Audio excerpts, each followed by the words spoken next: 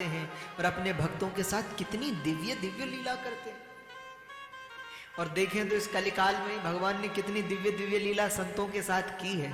हाँ, कभी सोच करके भी आश्चर्य होता है कि क्या इस कलिकाल में भगवान ने ऐसा किया होगा। इस कलिकाल की एक बड़ी दिव्य घटना है। हम सतयुग त्रेता द्वापर की तो क्या कहें, आप कहें कि वो तो पुरानी बात है, लेकिन इसी कलयुग में भी कितने कितने भक्तों कितने कितने संतों के लिए भगवान ने लीला की। क्या लीला की आप जानते हैं? लोग कहते हैं महाराज कलयुग में भगवान का मिलना कठिन है। अरे सबसे सरल है, इस कलयुग में सबसे सरलता से भगवान मिलते हैं। इसी कलिकाल में एक संत हुए जिनका नाम था श्री माधव दास जी। बड़े संत,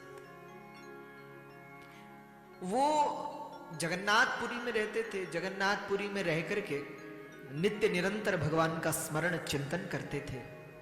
नित्य सुबह उठते, भोजन बनाते, भगवान को भोग लगाते, और जब भोग लगाते तो साक्षात भगवान आते थे।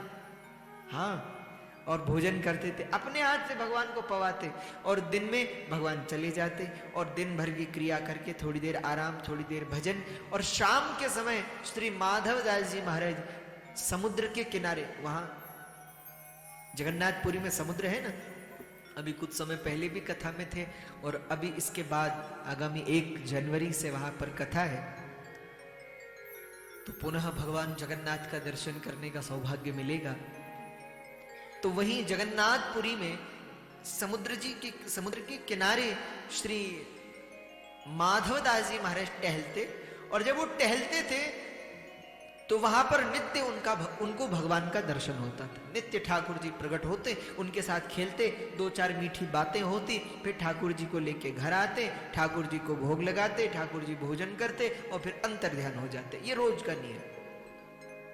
कहते एक दिन माधव दास जी समुद्र किनारे पहुंचे तो क्या देखा कि हमारे जो ठाकुर जी, उनका स्वभाव है कि टिकना, एक जगह टिकते नहीं, कभी इधर उछले कभी इधर उछले, दौड़े फिरे घूमे।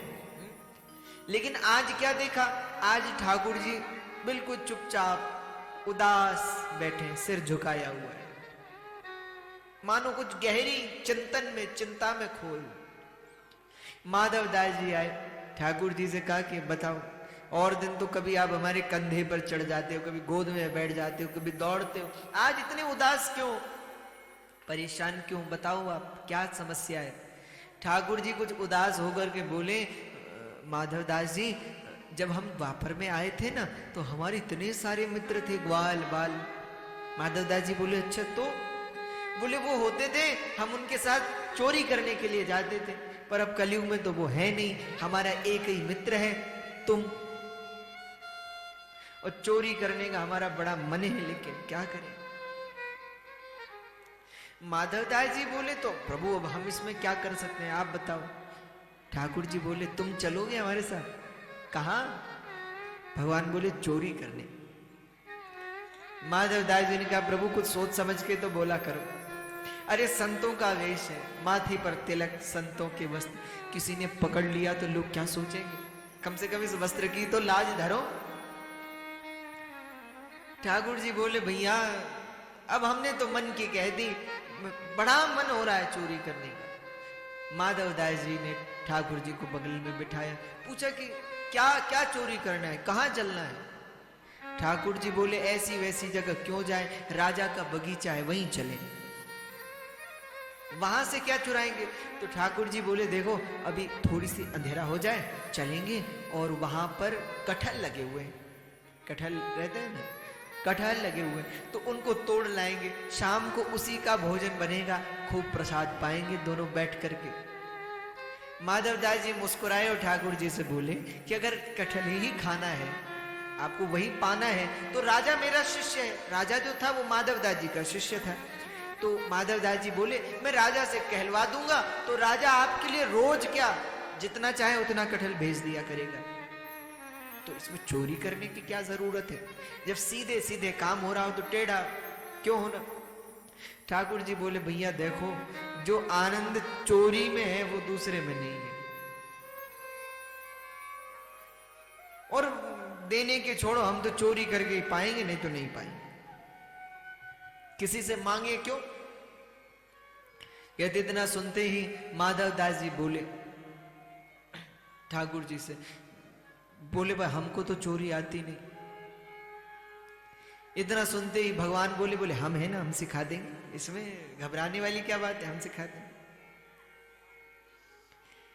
कहते इतना सुनते ही माधव दास जी बोले ठीक है चलो। अंधेरा हो ही गया था, बगीचे में पहुंच गए। जैसे ही बगीचे में पहुंचे भगवान बोले देखो सीधा सा नियम है,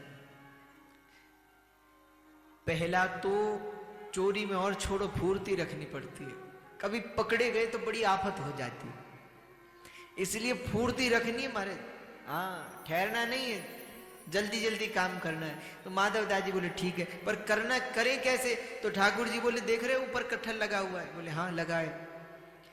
ठाकुर जी ने कहा माधव दास जी आप ऐसा करो, वृक्ष पर चढ़ जाना, ऊपर से कटहल तोड़ना, ऊपर से छोड़ना, हम पकड़ लेंगे और फिर आप उतर आना, दोनों चल पड़ेंगे, सीधी सी बात, कोई कठिन काम भी नहीं है। कहते इतना सुनते ही माधव दास जी ने कहा कि ठीक है ये तो हम कर लेंगे, ठीक है।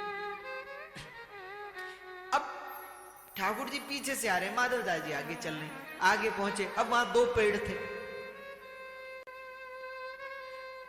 ठाकुर जी भी आ रहे। अब माधव दास जी जोर से बोले, ठाकुर जी बोले चढ़ो पेड़ पर, चढ़ो चढ़ो चढ़ो जल्दी चढ़ो। अब ठाकुर जी तो आराम से कह रहे पेड़ पे चढ़ो चढ़ो, और इतने में माधव दास जी बोले इस वाले पर या इस वाले पे? वहीं सोया हुआ था चौकीदार वाटिका का द्वारपाल, उसने कहा हम बताते किस वाले पे चढ़ना है। लाठी लेकर के आए, ठाकुर जी ने छुपा दिया माधव दास जी को।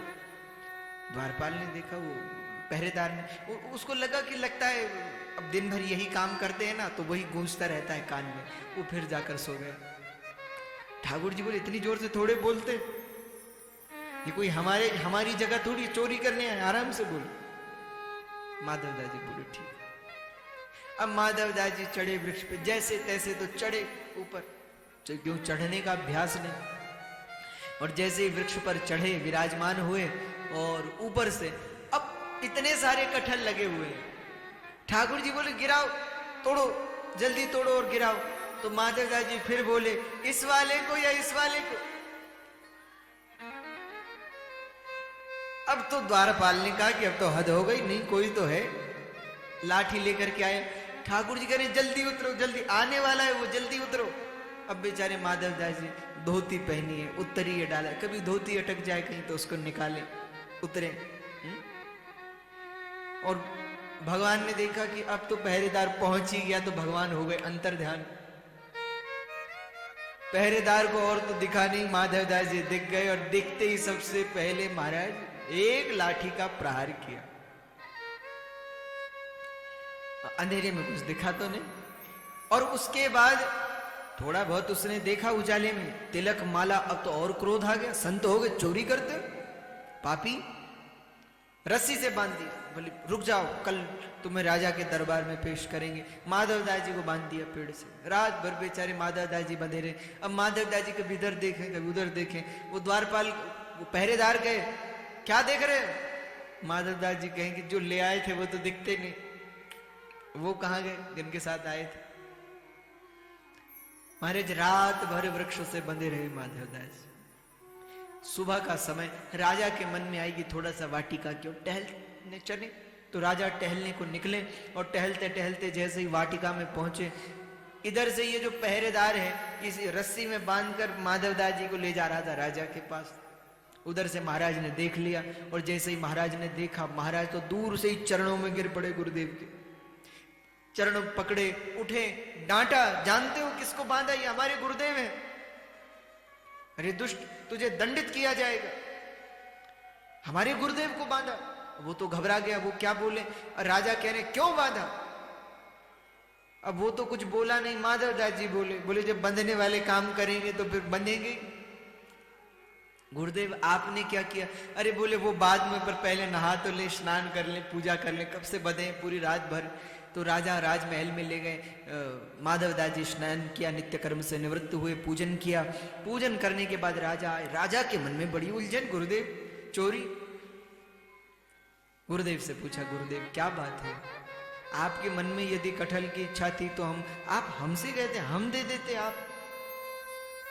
कहते इतना सुनते ही माधवदास जी बोले, अरे भैया क्या करूं, वो वृंदावन का जो कृष्ण कन्हैया है ना, कल समुद्र किनारे कह रहा था बिना चोरी के मन नहीं लगता, उसकी बातों में आ गया, उसके साथ चला आया, खुद तो अंतर्ध्यान हो गया, हम फंस गए और रात भर बंधे रहे। सारी घटना माधवदास जी ने राजा को बताई, और जब बताई तो राजा की आंखों से आंसू बहने लगे। कुछ लोग ऐसे हैं जिन्हें सपने में भगवान नहीं मिले, और कुछ ऐसे हैं जिनके साथ भगवान इतनी लीला करते हैं इस कलिकाल में। रोने लगा राजा, उसने सोचा मुझे तो कभी सपने में भी नहीं मिले और इनको ऐसी लीला करते। राजा ने पूरा बगीचा जगन्नाथ जी के नाम लिख दिया, आज भी वो बगीचा जगन्नाथ जी के नाम पर है। माधवदास जी को विदा किया, माधवदास जी आए, शाम तो हो ही गई थी, तो समुद्र किनारे पहुंचे, और जब समुद्र किनारे पहुंचे तो ठाकुर जी खड़े हैं और टेढ़ी नजर से माधवदास जी की ओर देखते और हंसते। माधवदास जी ने कहा क्यों हंस रहे हो, क्या हो गया? भगवान बोले रात कैसी कटी? माधवदास जी बोले हमारी जैसी कटी वैसी कटी, पर एक बात बताओ, हमने तो सुना है आप जैसा चोर त्रिभुवन में कोई नहीं है, चौराग्रगण्यम पुरुषम नमामि। क्योंकि हमारे ठाकुर जी क्या चुराते हैं? भक्तों के पाप चुराते हैं, भक्तों के दुख चुराते हैं, भक्तों के कष्ट चुराते हैं, भक्तों के हृदयों को चुराते हैं। हाँ? हमने सुना था आप एक कटहल भी नहीं ला सके वहां से, और ठाकुर जी बोले तुम क्या लाए? माधवदास जी मुस्कुरा कर बोले पूरा बगीचा आपके नाम करवा के लाया हूं। हाँ, तो भैया भगवान तो प्रेम के भूखे हैं, और आज भी लीला करते हैं भगवान संतों के साथ, पर वैसी निष्ठा, वैसा भाव, वैसा प्रेम किसी का हो? राम ही केवल प्रेम प्यारा, हमारे राम जी को प्रेम ही प्रिय है, और कुछ प्रिय नहीं है। तुम धन वैभव सुख संपत्ति भगवान को अर्पित करो न करो, अपना हृदय अर्पित कर दो, हमारे राम जी उसमें तुष्ट हो जाते। तुम अपना मन भगवान को चढ़ा दो, उससे जितना तृप्त होते हैं जगत में किसी और से।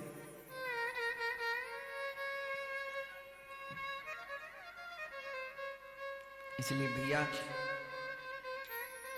मां ने पूछा क्यों आए हैं भगवान?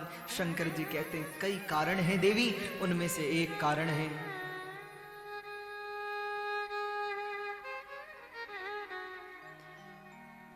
और हमारे संत तो ठाकुर जी के लिए कहते हैं, कैसे ठाकुर जी? व्रज जन रंजन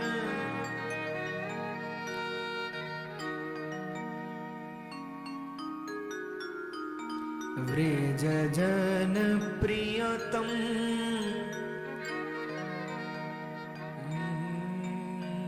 राधा रमणम हरे हरे राधा